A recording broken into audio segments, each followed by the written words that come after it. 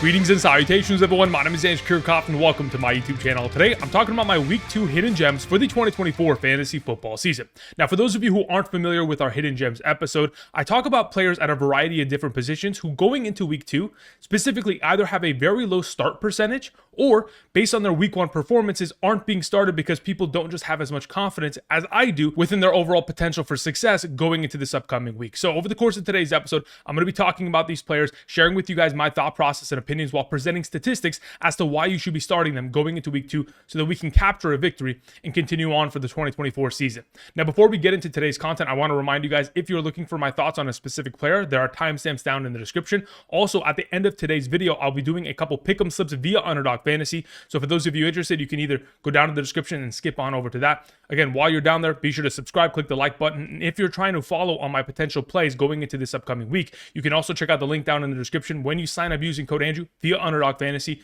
not only will you be able to claim the first time deposit offer, you'll get my 2024 fantasy football rankings every single Sunday morning from my email directly to yours for the remainder of the season. These are by position, by tier, flex rankings, half PPR, full PPR, all-encompassing rankings to set yourself up for success. So for those of you who are interested, again, use code Andrew, make a first time deposit, a minimum of $10, and you'll also be able to take advantage of the new customer special free pick of Caleb Williams, 0.5 total yards. Again, make sure you're eligible based on the map to the right side of the screen. And if you're not eligible, you can find my rankings via Patreon, link also down in the description. Thank you very much for all the support. Okay, so let's get into talking about the first player that I wanted to mention in regards to hidden gems for Week 2. The Soul Stone requires a sacrifice. As we all know, the sacrifice is someone that you love. And in Week 1, I loved the potential of Kenneth Walker. There's a reason why in my Week 1 running back rankings video, he was the thumbnail of the episode, because I knew going up against the Denver Broncos that Kenneth Walker was going to find himself an abundance of success and opportunity. And in that given week, in a full PPR scoring format, Kenneth Walker, prior to the injury, 18.9 full PPR fantasy points. Incredible. But obviously, Kenneth Walker sustained an abdomen injury. So we were wondering all week whether or not he was going to be able to suit up, despite the fact that he did in fact say that he would be fine. Wednesday came, Thursday came, both of those overall instances did not practice. And now that Friday has come along and no practice has been taking place for Kenneth Walker, he has now been given the doubtful designation. And from my experience, very few times will we ever see in the history of fantasy football a player be given the doubtful designation and still end up playing. Therefore, we are leaning our efforts in the direction of Zach Charbonnet, who is this week's Soul Stone. Zach Charbonnet, currently only being started in 7% of Yahoo leagues, is currently the starting running back of the Seattle Seahawks going into this week. And when we look back at 2023, his rookie campaign, in the 3 games in which he was the clear starting running back of the organization in the absence of Kenneth Walker, he was averaging 19.67 touches per game and 13.2 fantasy points per game in a full PPR scoring format. In Week 1's overall contest against the Denver Broncos, we still saw a lot of Zach Charbonnet, especially within the receiving game. Was able to get himself 3 targets, 2 receptions, 29 receiving yards, and a receiving touchdowns, and even outsnapped Kenneth Walker on 3rd down instances. So going into Week 2, we know for a fact he's going to be a 3-down back and handle all of the workload for the Seattle Seahawks backfield. Now, going into the matchup against the New England Patriots, though it may be a difficult one specifically within the wide receiver conversation, for the running back like Zach Charbonnet, it should be an easy contest. In Week 1, the Cincinnati Bengals running backs accumulated 12 carries for 55 rushing yards, a rushing touchdown, 7 targets, 5 receptions, 29 receiving yards, and 19.4 full PPR fantasy points. If in fact Zach Charbonnet, with a full workload of opportunity of this backfield, is able to go ahead and get himself integration on the ground, through the air, and potentially goal line opportunities, the sky's the limit for a running back like Zach Charbonnet, who certainly should be a top 24 player. Now, even if in fact somehow, some way, that Kenneth Walker with a doubtful designation is to play, Zach Charbonnet is still a guy that I'm willing to start this week, because in a limited role of Kenneth Walker, which again, I don't even expect him to play overall, but even in a limited role, Zach Charbonnet would be the clear and away number 1 in getting the vast majority of overall opportunities. As it currently stands, the New England Patriots in the matchup, their defense played very well in Week 1, but understand that they're a run-first offense, and quite frankly, perhaps a run-only offense. Because they don't really have much of a quarterback and passing game, it will allow a lot of opportunities for a close matchup and a lot of rushing attempts for Zach Charbonnet and his fantasy value. All right, moving on to the next player. We wanted to talk about the reality of Stone. And the reality of the situation is that the matchup for WAN'DALE Robinson and the New York Giants fantasy pieces is extremely advantageous when you take on the Washington Commanders. Now, last week, WAN'DALE Robinson shocked many of us, not because he played 67% of the offensive snaps or was able to run 75% of the overall routes within the offense. It was the fact that he had 12 targets within those overall routes, 6 receptions, 44 receiving yards, and a rushing attempt for 14 rushing yards, 11.8 fantasy points in a full PPR scoring format.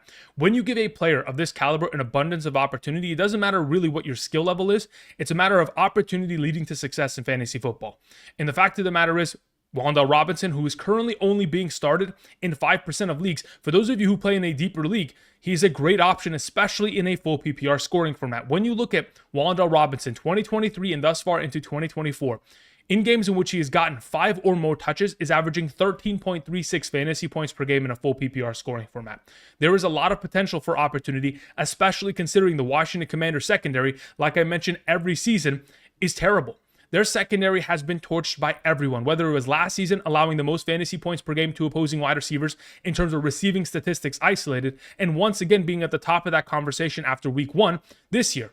I mean, Chris Godwin had himself an abundance of success, 8 targets, 8 receptions, 83 receiving yards, and a receiving touchdown, dominating against that Washington Commanders secondary, while Mike Evans had himself a 2 receiving touchdown day, and even the rookie receiver, McMillan, was able to score a touchdown. So if the Washington Commanders secondary is once again going to be dismantled, the efforts of Malik Neighbors, and of course WAN'DALE Robinson, will be leading the charge. We know that Malik Neighbors was dealing with a little bit of a knee injury earlier this week, and he is the thumbnail of my wide receiver episode. I expect him to play well, but I do also expect Daniel Jones to spread the ball out and look in the direction of WAN'DALE Robinson. Now, what gives me even more confidence in Daniel Jones, even though he's coming off of a terrible week 1, is the fact that last season, the New York Giants defeated the Washington Commanders in both of their matchups.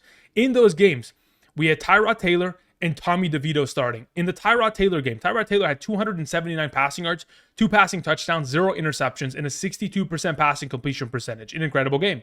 Tommy DeVito against the Washington Commanders last season as a starter, 246 passing yards, 3 passing touchdowns, 0 interceptions, and a 69% passing completion percentage.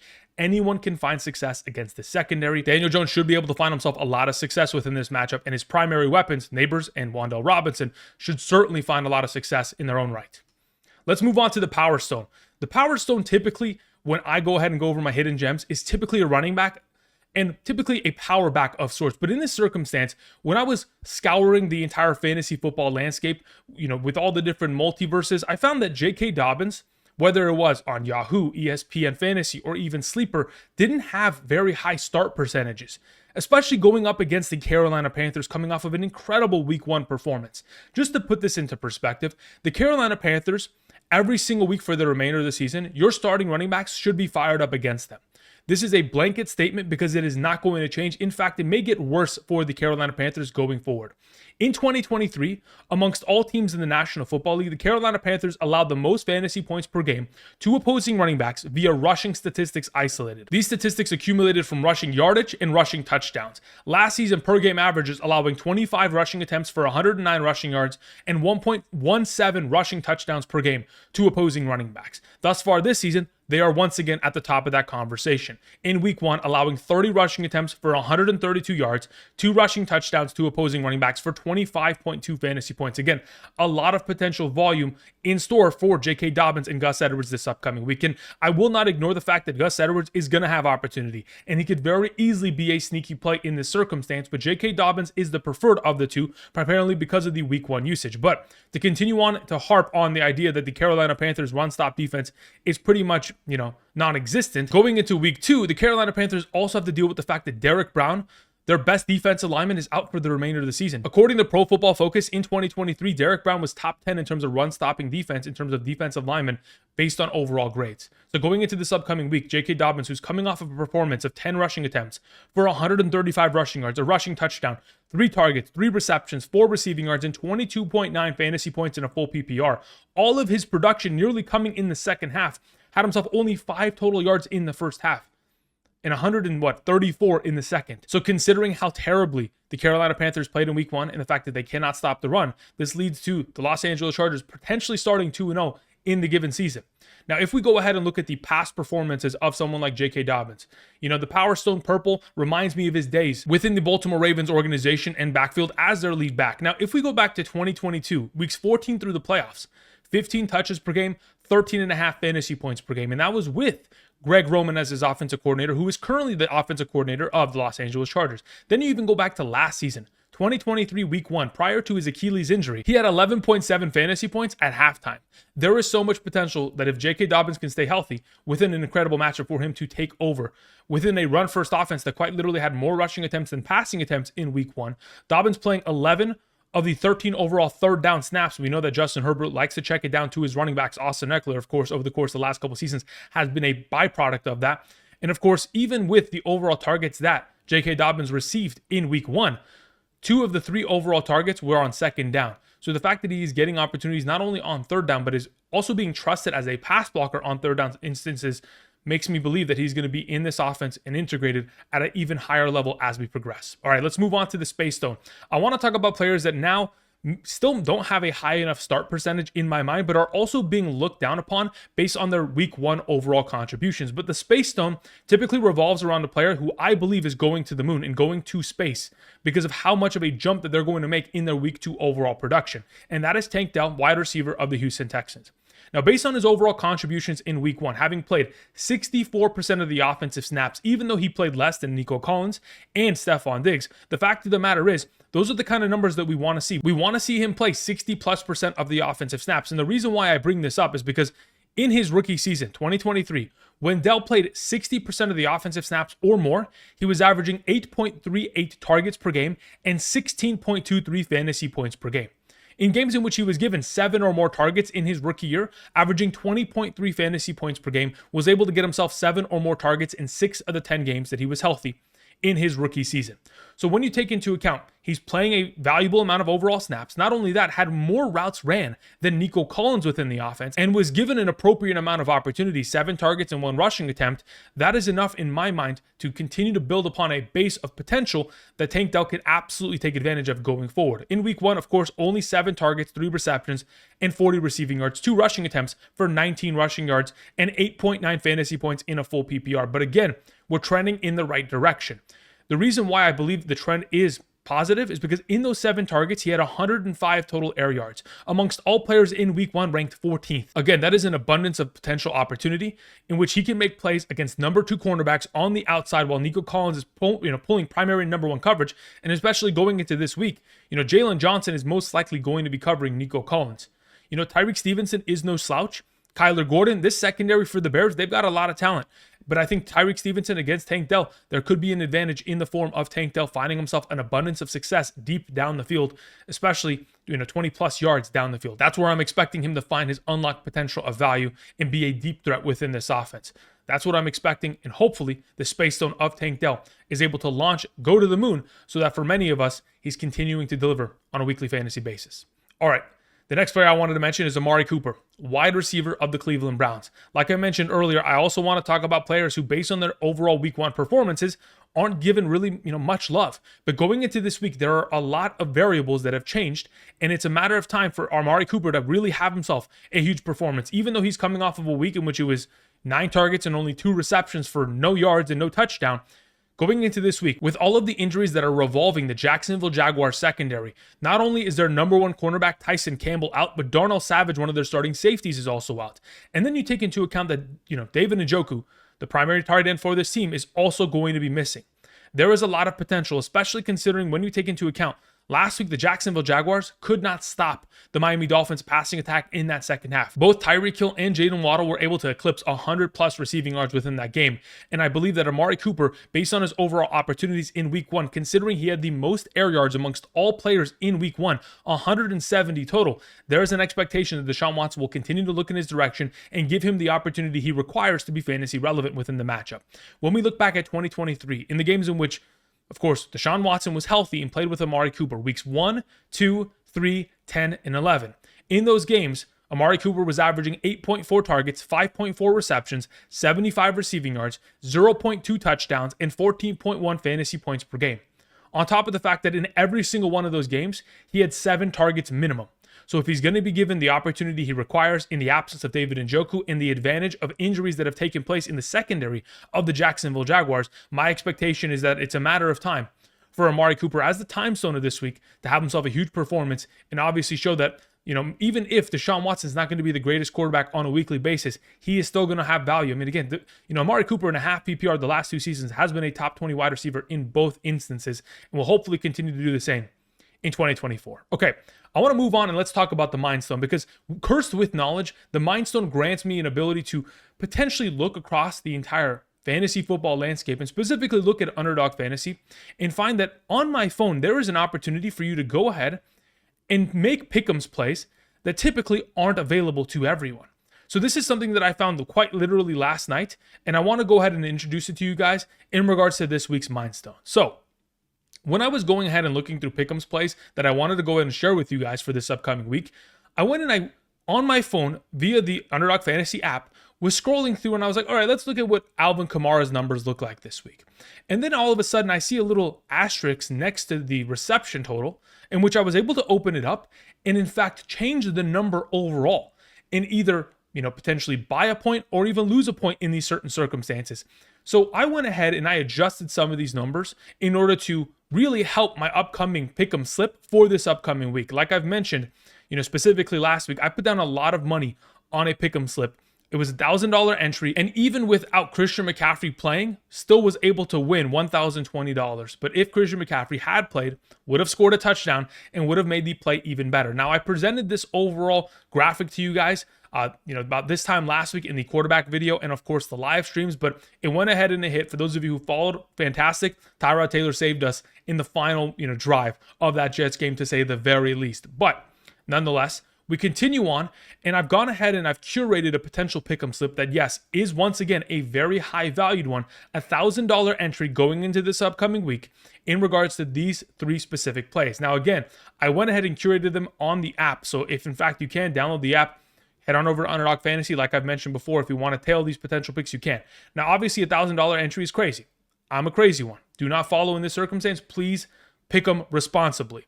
But let's go ahead and give you a little bit of understanding as to why I believe, cursed with knowledge, this is a fantastic play going into the given week 2 of the 2024 season. Let's begin with Alvin Kamara, because again, that was the player that we introduced first and foremost. Alvin Kamara's current receptions on Underdog Fantasy on their website is 4.5. I moved it down to 3.5. I'm picking higher on that number, of course, because in the last 7 losses that Alvin Kamara has had as a member of the New Orleans Saints with Derek Carr as his quarterback, he's been able to surpass 3.5 receptions 7 out of 7 times.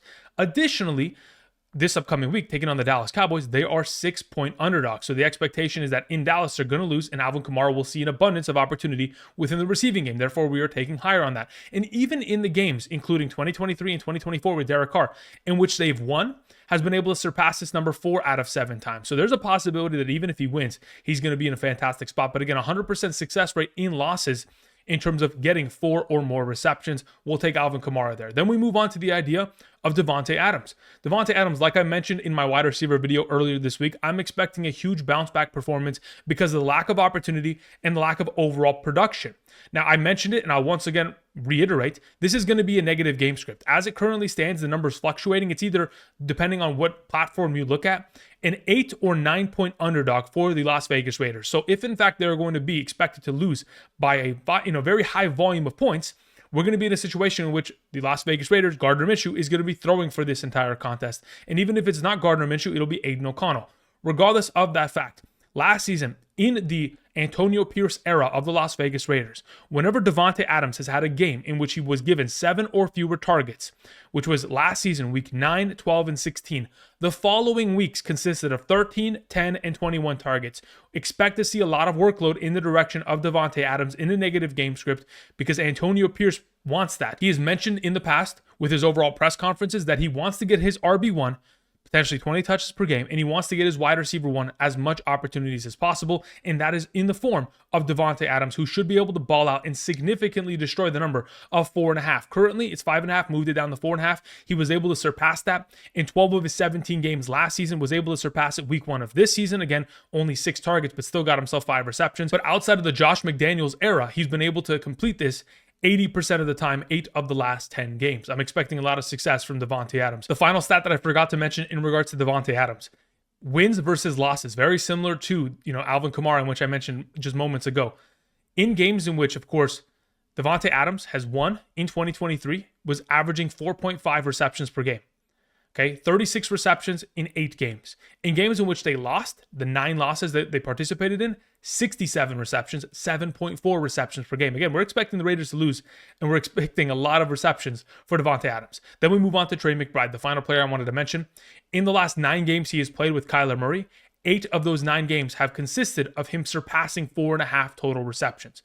The expectation is another week. Again, in week 1 was able to surpass 4.5 receptions, got 5 with 9 total targets. Takes on the LA Rams. Last season against the LA Rams, 9 targets, 7 receptions, 60 receiving yards. Again, there's going to be a lot of opportunity going in the direction of Trey McBride because that is by far and away the favorite target of Kyler Murray. And of course, the offensive coordinator of the Arizona Cardinals, a former tight ends coach, is going to continue to highly utilize Trey McBride. You got to remember, last season amongst all teams in the National Football League, the Arizona Cardinals were tied with the Minnesota Vikings in terms of total tight end targets by the end of the season. I'm expecting Trey McBride to surpass that number. This is my favorite play going into the given week. In the upcoming days, we'll certainly be able to go ahead and put together other potential pick'em slips via the live streams that will be, taking place in the coming days. Later tonight, Friday night, I'll be live streaming. Tomorrow afternoon, Saturday, 1 to 3 p.m. Pacific Standard Time, and also Sunday morning, be sure to swing on by. I'll have updated rankings on screen. 7 a.m. to 10 a.m. Pacific Standard Time, live streaming on the channel before kickoff. Thank you, everybody, for watching. That's pretty much going to cover it. If you guys want to follow these potential plays, do so responsibly. Again, thank you, everybody, for watching. And again, make sure to start these hidden gems because, again, there's so much value to be had. But now that I've gone ahead and collected these 6 hidden gems going into the week, I want to thank you all for watching. And until next time, I'll see you guys. Peace.